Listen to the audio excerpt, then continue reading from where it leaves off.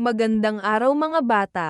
Ang pag-aaralan natin ay tungkol sa mga papel na ginagampanan ng mga mamamayan sa pagtatamo ng kagalingang pansibiko.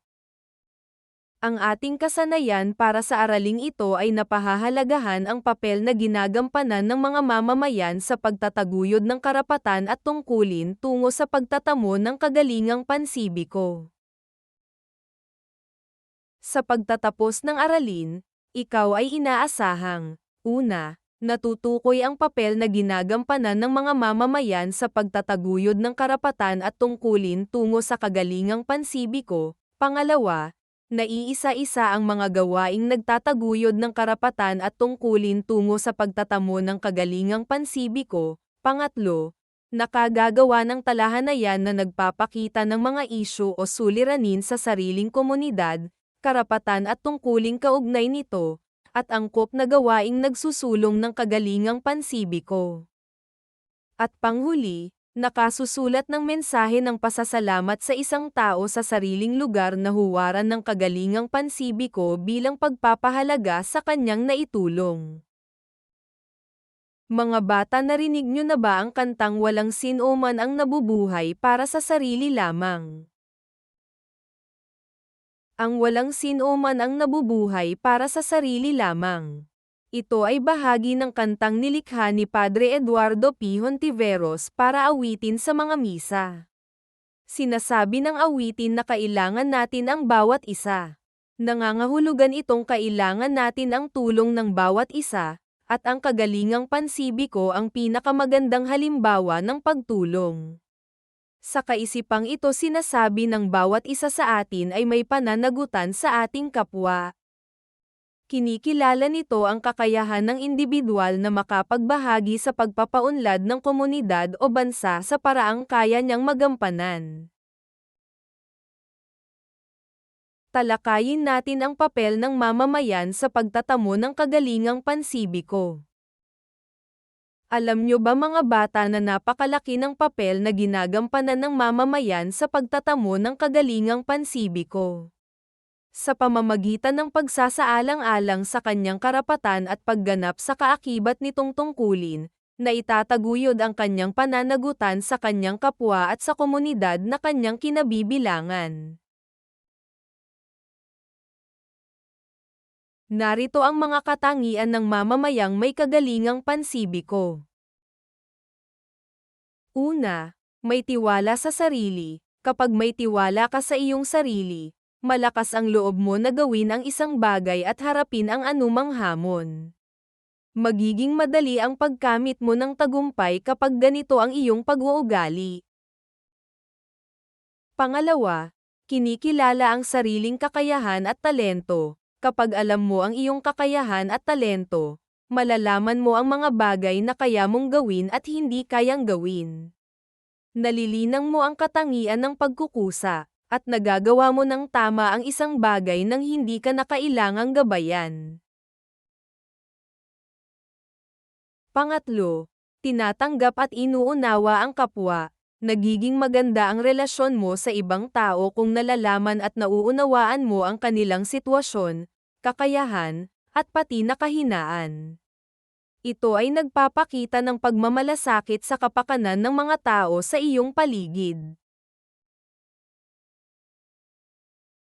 Pang-apat, may pagkukusang tumulong sa mga nangangailangan. Ang pagtulong na gagawin ay nagmumula sa puso at hindi sa pilitan. Laging handang dumamay at maaasahan lalo na sa panahon ng kagipitan. Hindi rin dapat na umasa ng anumang kapalit sa bawat pagtulong na gagawin. At panghuli, nakikibahagi sa mga gawaing nakabubuti sa komunidad at bansa. Ikinasasaya ang pagsali sa mga gawaing nakapagpapabuti sa kalagayan ng komunidad at bansa. Laging makiisa sa mga programa at proyekto ng komunidad o bansa na nagdudulot ng kaunlaran. Talakayin natin ang mga papel na ginagampanan ng mamamayan na nagtataguyod ng karapatan at tungkulin para sa pagtatamo ng kagalingang pansibiko. Una, pinauunlad ang sariling pagkatao, kakayahan, at talino, karapatan mo na maipahayag ang iyong naiisip at nadarama sa pamamagitan ng iyong kakayahan at talino. Kaakibat nito ang tungkulin na paunlarin mo ang iyong sariling pagkatao, kakayahan, at talino para magamit sa mga kapaki-pakinabang na gawain para sa komunidad. Pangalawa, tinatanggap ang responsibilidad na ibinibigay sa iyo. Bilang pagtugon sa tungkulin, isa sa mga responsibilidad mo ay mapanatiling maayos at matiwasay ang iyong komunidad. Dapat mong tanggapin kung mayroong mga suliranin at maging bahagi ng solusyon nito. Kaya, dapat ay bukas ka sa pagtanggap sa mga tungkuling ibibigay ng iyong barangay o komunidad. Pangatlo, sumusunod sa mga batas at alituntunin ng komunidad. Bilang kasapi ng komunidad at bansa, karapatan mo na mabigyan ng proteksyon ng batas at tungkulin na sumunod dito. Kailangan natin itong gawin upang magkaroon ng kaayusan at kapayapaan. Isang kagalingang pansibiko ang pakikiisa sa pagsunod sa batas. Magagawa mo ito sa mga simpleng gawain tulad ng pagsunod sa batas trapiko at pagtatapon ng basura sa tamang lugar. Pang-apat, lumalahok sa mga gawaing nakatutulong sa pag-unlad. Karapatan mong makinabang sa mga programa at proyektong nakapagpapaunlad sa inyong lugar. Gayunman, tungkulin mong tumulong para sa pagsasakatuparan nito. Ang tagumpay ng anumang proyekto ng komunidad o bansa ay nakasalalay sa pakikiisa at pakikipagtulungan ng mga mamamayan nito. At panghuli, bumubuo o nakikisali sa samahan na nagsusulong ng kapakanan ng mga mamamayan at komunidad. Mas magiging madali ang pangangasiwa at pagsasakatuparan ng mga programa at proyekto ng pamahalaan kung katulong nito ang mga mamamayan. Ang pagbuo ng samahan na may layuning makatulong sa pamahalaan ay isang napakagandang halimbawa ng kagalingang pansibiko.